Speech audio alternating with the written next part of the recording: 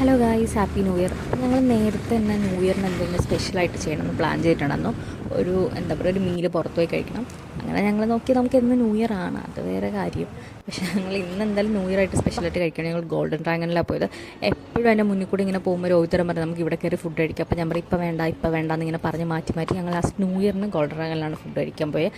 ഞങ്ങൾ സാധാരണ ഈ ഫുഡൊക്കെ കഴിക്കാൻ ചൈനീസ് ഫുഡൊക്കെ കഴിക്കാൻ പോകാൻ ചിയാങ്ങിലാണ്. ഇപ്രാവശ്യം ഒരു ചേഞ്ച് നമ്മൾ ഗോൾഡൻ ഡ്രാഗണിലാട്ടോ പോയത്. അപ്പോൾ ഫസ്റ്റ് ഓർഡർ ചെയ്ത അമേരിക്കൻ ചോപ്പ് സുയാണ്. ഞാൻ പ്രത്യേകം പറഞ്ഞ് ഓർഡർ ചെയ്യിപ്പിച്ച കാര്യം, എപ്പോഴും നമ്മൾ സാധാരണ നൂഡിൽസായി കഴിക്കണം.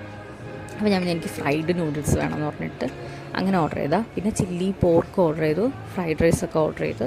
എന്ന് വെച്ചാൽ അത്യാവശ്യം ഗ്രാൻഡ് ആയിക്കോട്ടെ എന്ന് വിചാരിച്ചാട്ടോ ഓർഡർ ചെയ്തത്. ന്യൂ ഇയർ ആണല്ലോ. അങ്ങനെ ഞങ്ങളിതേ അവിടെ നിന്ന് കഴിച്ചു. നല്ല ടേസ്റ്റ് ഉണ്ടായിരുന്നു കേട്ടോ അമേരിക്കൻ ചോപ്സ്. ഇതുവരെയും ഫ്രൈഡ് നൂഡിൽസ് ട്രൈ ചെയ്യാത്തവരാണെങ്കിൽ എന്തായാലും ട്രൈ ചെയ്യും. നല്ല ടേസ്റ്റ് ഉണ്ടായിരുന്നു കേട്ടോ. പിന്നെ നീലുബിക്ക് ഫ്രൈഡ് റൈസാണ് എടുത്തത്. അവർക്ക് നല്ലോണം ഇഷ്ടപ്പെട്ടു.